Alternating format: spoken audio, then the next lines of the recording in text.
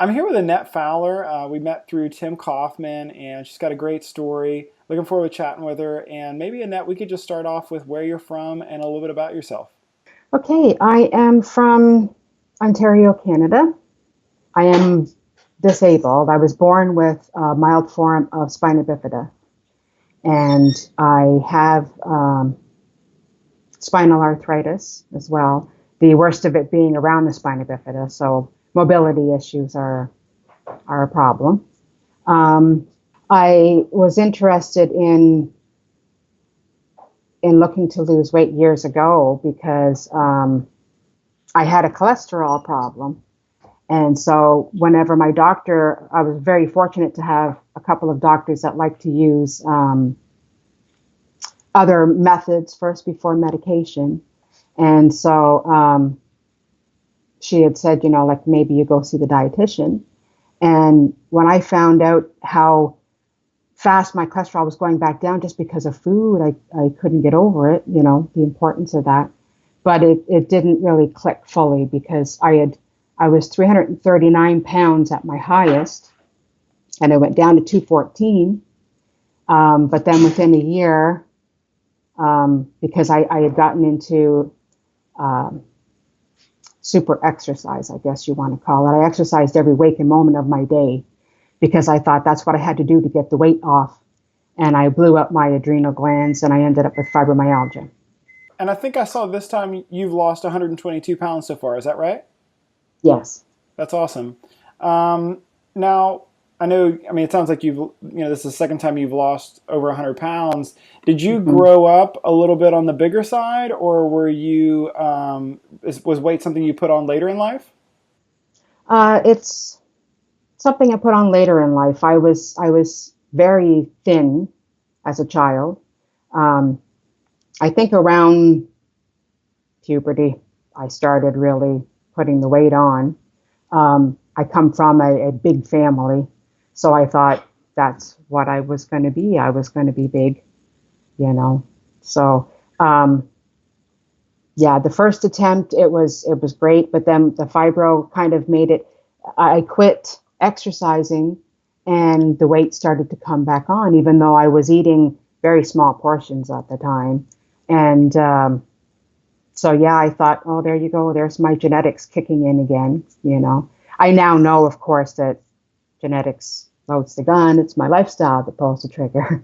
But Yeah, and what was, looking back to around that time that you started putting on weight, what was your expectation of food, or maybe what were some of the pitfalls that you kind of succumbed to at that age that, led to the solid, increase in weight gain?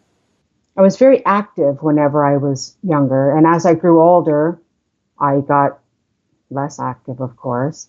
And I think I started having a love affair with food. Really liked it, liked the taste of it, liked the feel of it, everything, liked the way it made me feel. And I don't know, I really, really strongly believed that I was going to be big because the rest of my family was. And so whenever I started to get big, I didn't look at like, okay, now I've got to change this because I didn't think I could change it the first time. But that was like my weight gain beforehand. I didn't realize I was as big as what I was.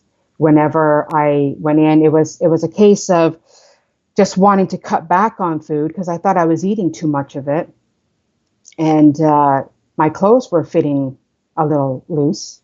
And so I went to the doctor because I thought, oh, I bet you I've lost some weight. And I went in and I got on the scale and it said 309 pounds. And I thought, oh, no, there's no way. Like, I'm sure I've lost weight.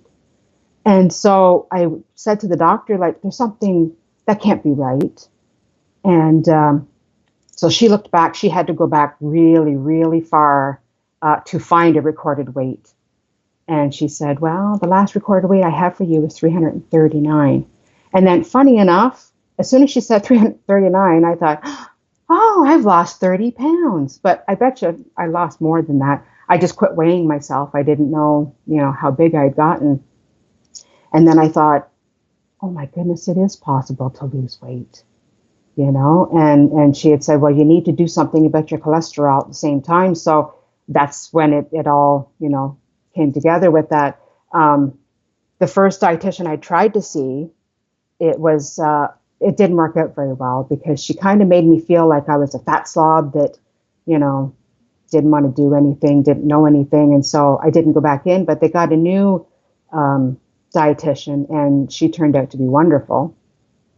And then the weight, started coming off. So that was great. When I put it back on, we had moved. We were living in a little hamlet and there was no stores around. And so if I wanted to get something, junk or whatever, we had to drive to get there. And we moved into a little village that had stores within walking distance. And so I thought, I can have a slice of pizza. I can have a little bit of this. I can have a little bit of that. It's okay. But it wasn't okay because I couldn't exercise enough to get it to come back off. And so, I mean, it surprised me that it took me around a year to go right back up. I got back up to 330 pounds. I know you said that you overexercised, blew out your adrenal glands, and then ended up with fibromyalgia. I know you also said you have some other things physically that you kind of, struggle with. Whenever you had lost that weight the first time, the 125 pounds, was there anything physically that was easier for you? Like struggles that you had before, were they less of a problem? Or had nothing really changed physically for you in terms of like pain and things like that? Well, the first time I lost weight, when I got down to 214, I use a walker to get around long distances and cane to sit down and stand up and get in and out of vehicles and everything. And walking, even though I loved it, hurt very badly. And the more weight that I took off, the better I felt. I had a lot of energy and I really wanted to spend it. I obviously overspent it, but I was only using my walker for going shopping. And even then it was kind of like just pushing it around because it was habit. I quit using my cane after a while because I felt like I didn't really need it. And one day I went to get up out of the chair and I, out of habit, reached for my cane and it wasn't there because I forgot it in the car. And I didn't even realize that. And I thought, wow, I didn't even need that, And so this time around, after losing 122, I weigh less now than I did before. This morning when I got on, it was 207.5 or whatever. But I can walk a little farther, but because of my fibromyalgia, unfortunately, I'm not having the same experience this time around. I have a lot of energy. I just can't spend it because whenever I try to spend it, I go into flare. However, if I stop having a poor me day, I can see that I can stand on my feet longer before my legs start to burn and give out. And I can walk farther. I can do a bit more than what I could before.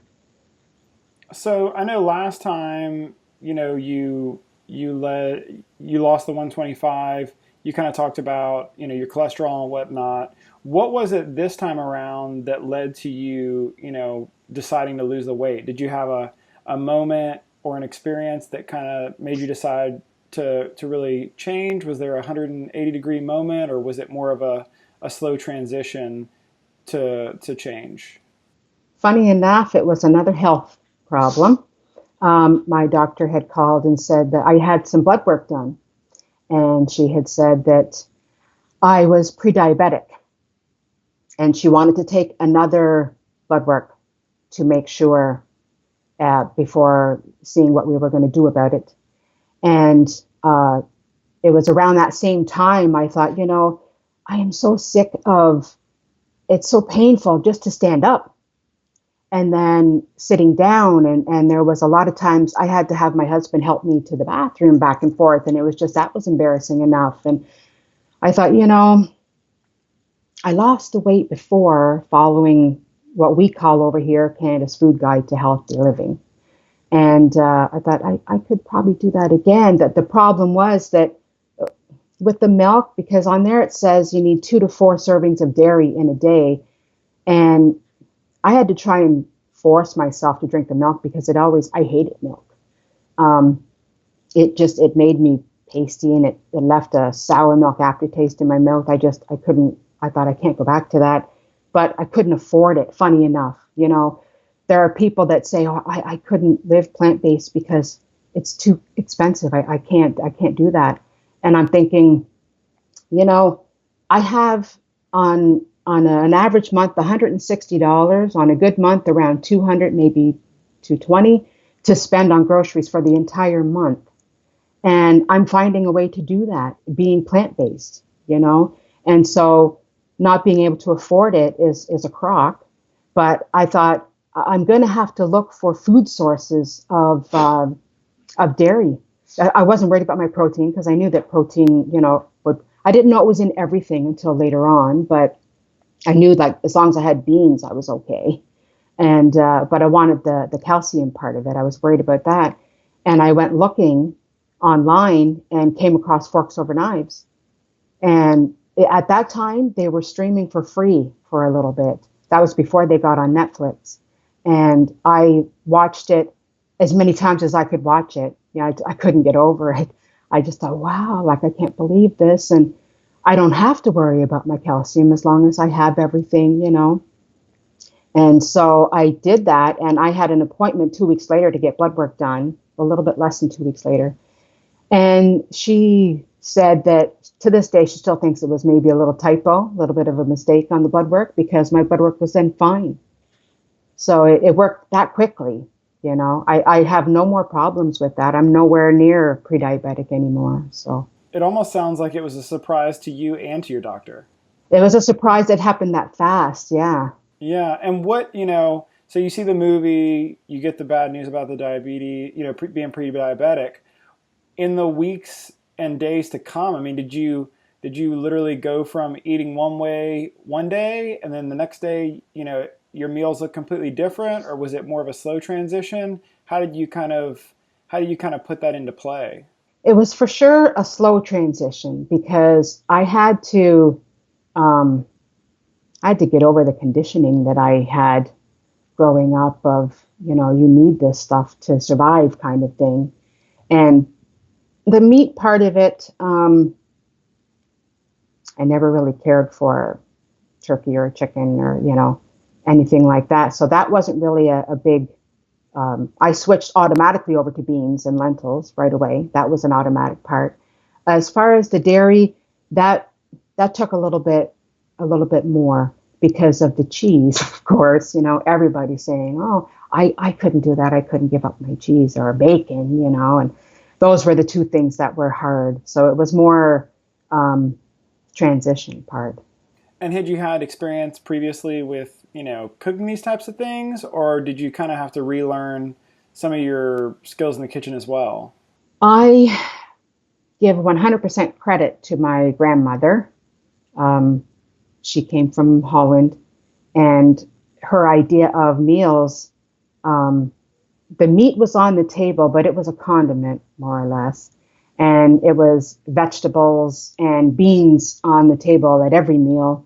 And so I wasn't a stranger to that kind of eating. So I just took away the meat part and added in the bean part and went from there. And so how long ago did you make the transition? How long's it been? I started in May of 2012. This year, though, I mean, I've had backpedaling, a lot of backpedaling, because I would lose so much weight and then I would say, you know, I think I can get away with having a sub, or I can have a piece of pizza, or, something like that. The problem with that was, or, a bag of chips or whatever. But eating that way, it was a 2 steps, 3 steps forward and 2 steps back kind of thing. I didn't feel like I was getting anywhere because I still had I still had the memory and of the flavors and everything that I wanted, and still kept sliding back to all of that. And anything, kind of in the process, any changes that you weren't necessarily expecting? Anything that's kind of caught you off guard that has surprised you? Yeah, I think that how drastically my taste buds have changed. And a lot of the things, like my husband is not plant-based, so he still cooks a lot of his regular things. And sometimes it's just like, I gotta get out of here. I don't like the smell of that. Like that just, I don't know. Before it used to be like, oh, that smells good. And now it's like, that is horrible. That surprises me how that could change so drastically. And what's it like? Not to throw him under the bus or anything, but I know that that's a common thing for a lot of people. It was something for me, although it was a fairly short time. But whenever I told my wife, "Hey, I think I'm going to do this," she kind of just looked at me like I had come from another planet. So, what has that been like, and how have you guys kind of found balance? Although, you know, essentially what's on your plate is different than what's on his plate. Basically, we cook our own meals. He cooks his own things, and I cook mine. Um, Periodically, I think that when I cook something that either smells good to him or he likes the looks of it, he'll say, "I'll have some of that." Yep, sure, fine, go ahead. I don't mind that. Um, but yeah, it's kind of divided that way with the meals and whatnot. I don't cook for him anymore. There are certain things that I do cook that are accidentally plant based that he likes. And so then I do some of the cooking and whatnot. But he is my guinea pig for a lot of my experiments. He's very good that way. And how are you feeling physically these days, compared to 2012 or so, whenever you kind of first started? I hardly ever get sick at all. I just on Friday I had a dental procedure, and I thought, for vanity's sake, I didn't want to be online and talk without putting my partial in. And well, because I thought I'm talking about the benefits of a plant-based lifestyle, and I don't want to, have that partial out and look like that.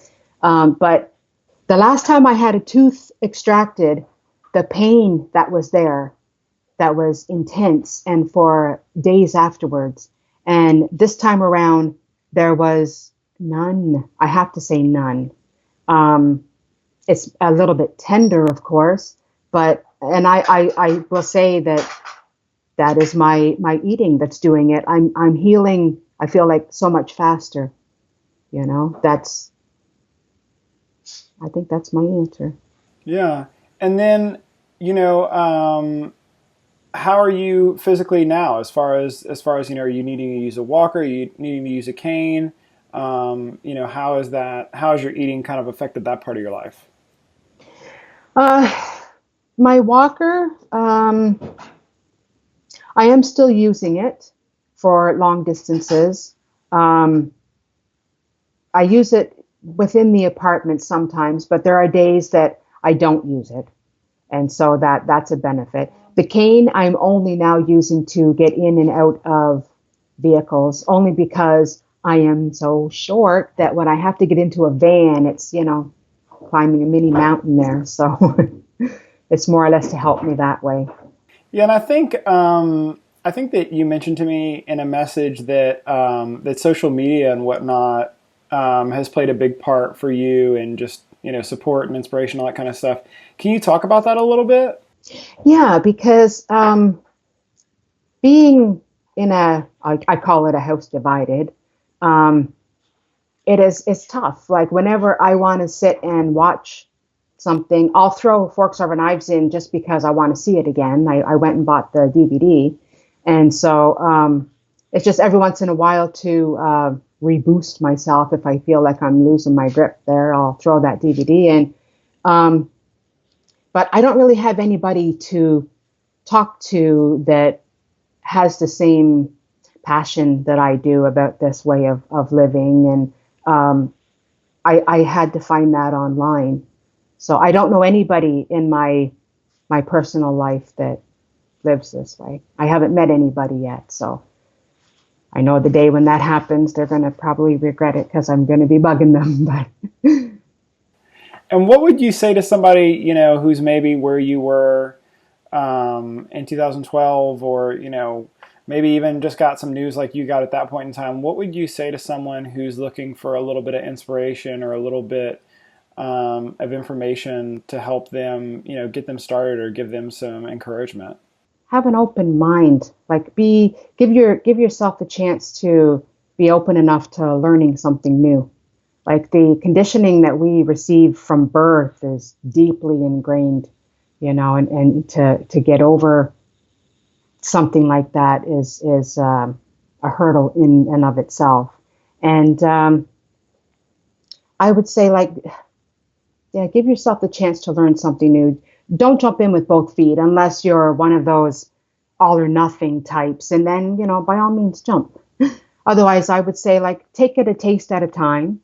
Give your taste buds a chance to catch up to the knowledge. And before you know it, you will have a new normal and you'll feel better for it. Awesome. And I know, it's been a little while, but if you could go back in time and give yourself, that former 330-pound self, a little bit of, a kind word or some inspiration, what would that be? I would say it's not a scary road. You're going to enjoy the scenery. Be patient with yourself and with others because not everyone sees the same thing at the same time. And then lastly, where can people connect with you? And if they want to, if they hear your story, they feel like they connect and they're also in a similar place than you, that they don't have anybody, close by that they can reach out to. What's the best way to connect with you? Well, I only do two things at on a regular basis. One is Facebook, that they can reach me at Annette Fowler. And the other one is on Instagram. I am Nettie_Nutritarian. Well, Annette, thanks so much for the time and for the inspiration and for sharing your story, being open and honest about everything. And I'll look forward to hopefully catching up with you soon. Okay, thank you. All right, have a nice day. You too.